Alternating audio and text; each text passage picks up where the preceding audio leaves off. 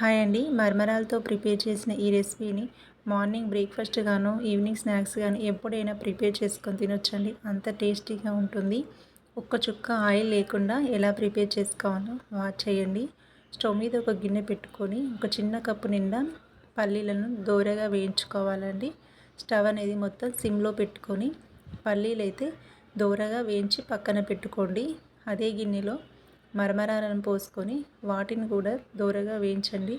అవి పచ్చిగా ఉంటాయి కాబట్టి వాటిలోని తేమ అంతా పోయేంతసేపు ఫ్రై చేసుకుంటే సరిపోతుంది. మనం ఫింగర్తో వీటిని ఇలా టచ్ చేస్తే కరకర అనే సౌండ్ రావాలండి, విరిగిపోవాలి. అప్పుడే మనకు మరమరాలు అనేవి చాలా టేస్టీగా ఉంటాయి. ఇలా నేను చూపించే విధంగా ఫింగర్తో ఇలా అంటే విరిగిపోతే సరిపోతుందండి. ఆ విధంగా వేయించుకొని పక్కన పెట్టుకోండి.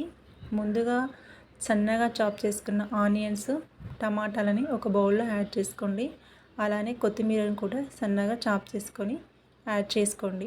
టేస్ట్కి సరిపడా ఉప్పు, కారాలు అనేది వేసుకోండి. ఇందులోకి కొంచెం కారం ఎక్కువ వేసుకుంటేనే టేస్ట్ బాగుంటుంది. అలానే చాట్ మసాలాను యాడ్ చేసుకోండి. ఒక హాఫ్ చెక్క నిమ్మరసం పోసుకొని వీటన్నిటిని కూడా బాగా కలుపుకోవాలి. ఉప్పు, కారం, నిమ్మరసం అనేది టమాటాలకు, ఆనియన్స్కు బాగా పట్టి ఇవ్వాలండి. అలానే ఒక చిన్న కప్పు నిండా పుట్నాలు, ముందుగా వేయించి పక్కన పెట్టుకున్న పల్లీలను యాడ్ చేసుకోవాలి. వీటన్నిటికి కూడా ముందుగా వేసుకున్న ఉప్పు, కారాలు అనేవి బాగా పట్టించాలండి.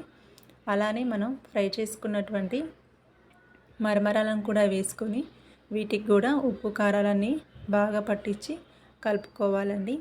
ఆయిల్ లేకుండా ఎంతో టేస్టీగా ఉంటుంది ఈ మరమరాల మసాలా అనేది. తప్పకుండా మీరు ట్రై చేయండి. ట్రై చేశాక ఎలా వచ్చిందో నా కామెంట్ బాక్స్లో కామెంట్ కూడా చేయండి. ఈ విధంగా అన్నీ కలుపుకొని టేస్ట్ చేయాలి. ఇంకా కారం కావాలంటే పచ్చిమిర్చి కూడా యాడ్ చేసుకోవచ్చు. ప్లీజ్ ఫస్ట్ టైం మన ఛానల్ వాచ్ చేస్తే తప్పకుండా వీడియోస్ వాచ్ చేసి మీకు నచ్చినట్లయితేనే మన ఛానల్ని సబ్స్క్రైబ్ చేయండి. అలానే లైక్ చేయండి, షేర్ కూడా చేయండి. చాలా టేస్టీగా ఉండే రెసిపీని తప్పకుండా ట్రై చేయండి.